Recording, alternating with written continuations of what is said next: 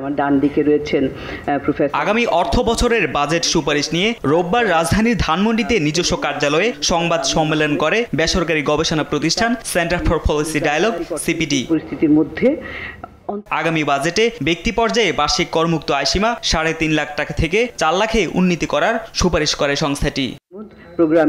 স্বাস্থ্য শিক্ষা খাতে বরাদ্দ বাড়ানোর পাশাপাশি জুলাই আন্দোলনে নিহত আহত পরিবারের সদস্যদের পুনর্বাসন ও অভ্যুত্থানে আহত শিক্ষার্থীদের স্নাতক পর্যন্ত বৃত্তির ব্যবস্থা করার আহ্বান জানায় সংস্থাটি। 2024 জুলাই আন্দোলনের সময় এই ক্ষতিগ্রস্তদের আর্থিক সহায়তার জন্য বাজেট থেকে একটি অংশ বরাদ্দ করা অত্যন্ত জরুরি। স্বাস্থ্য খাতের বরাদ্দটা বাড়ানো প্রয়োজন, যাতে মানুষ চিকিৎসা ব্যয়ের কারণে দারিদ্র্য সীমার মধ্যে না পড়ে যায়। সব ধরনের শিক্ষা প্রবৃত্তির বরাদ্দ 2026 অর্থ বছরে ওইটা বাড়ানো হোক। রাজস্ব ব্যবস্থাপনার কাঠামোগত পরিবর্তনের সুযোগ এসেছে উল্লেখ করে রাজস্ব নীতি বিভাগ ও রাজস্ব প্রশাসন বিভাগকে আলাদা করার সুপারিশও জানান সংস্থার সম্মানীয় ফেলো মুস্তাফিজুর রহমান।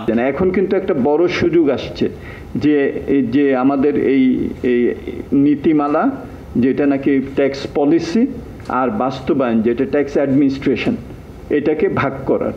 সো এটা একটা বড় একটা কিন্তু পদক্ষেপ হবে, যেটার একটা সুদূর প্রসারী একটা ফুটপ্রিন্ট থাকবে আমাদের পরবর্তী সব বাজেটের জন্য। কর্মসংস্থান বাড়াবে বাজেটে এমন বিষয়গুলোকে প্রাধান্য দেওয়ার পাশাপাশি সিগারেট, তামাক, সফট ড্রিঙ্কসের মতো স্বাস্থ্য ঝুঁকি বাড়ায় এমন পণ্যগুলোর উপর কর আরো বাড়ানোরও সুপারিশ জানায় সংস্থাটি। পরে তো একটা প্রভাব পড়বে, তাই না? তারেক মাহমুদ সুজন, দেশ টিভি, ঢাকা।